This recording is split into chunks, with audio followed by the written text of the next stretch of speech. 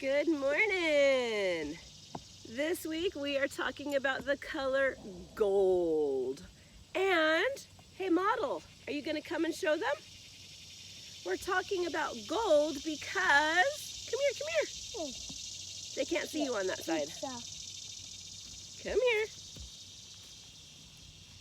King David finally gets his crown.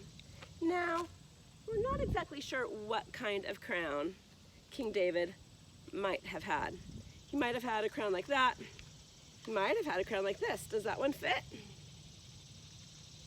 That one's a little big, huh? That's kind of like a necklace crown. Too big. Too big? Yeah. Let's put this one back on your head. What's the crown that one? Yeah. Well, and I think sometimes David might have felt that his crown was a little bit too big too. Wearing the crown had lots of responsibilities that went with it.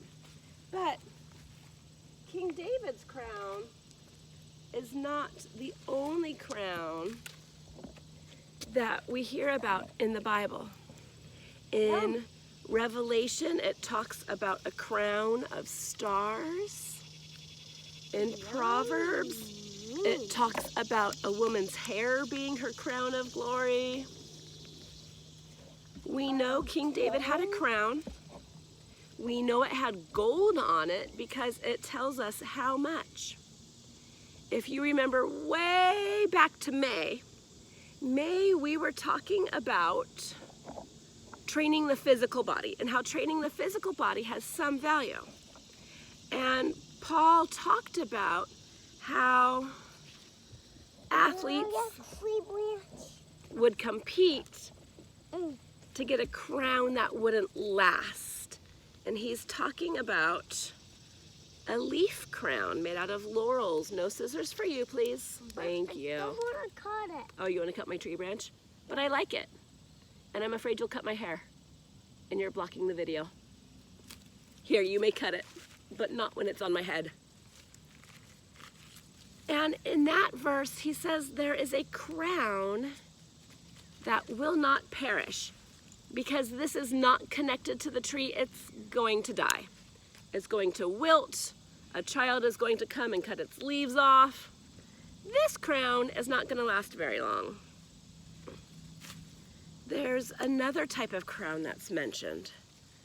Right before Jesus was crucified, soldiers took some branches from a thorny bush and twisted them into a crown for Jesus. This one does not have thorns on it. That was not a fun crown to wear. But because Jesus chose to go through that, we have the opportunity to get the crown of everlasting life. That's the crown that Paul was talking about when he compared the Olympian crown or the athlete's crown to the crown that Christians get when they die. In Revelation and in other verses, there are lots and lots of times where they mention different types of crowns. The crown of life, and a crown for persisting and believing, and a crown of stars. And they talk about how we take those crowns and lay them down at the throne of God in heaven. So David's crown is kind of a neat starting point for what we know will be a reward down the line. Will our crowns look like this? I don't know. This to me looks more like, the English crowns that our monarchs developed. But we know David's crown had gold on it. It talks about how heavy it was. I don't know what kind of fabric or anything else it was made of. I tried doing a little bit of research. So for your craft opportunity this week, I am going to encourage you to see if you can find some flexible branches a little bit and see if you can twist a crown of thorns. But because Jesus was glorified after his death in heaven, we're going to take this plain brown crown of branches and we're going to spray paint it gold. And that's going to symbolize the everlasting work that Jesus did for us on the cross.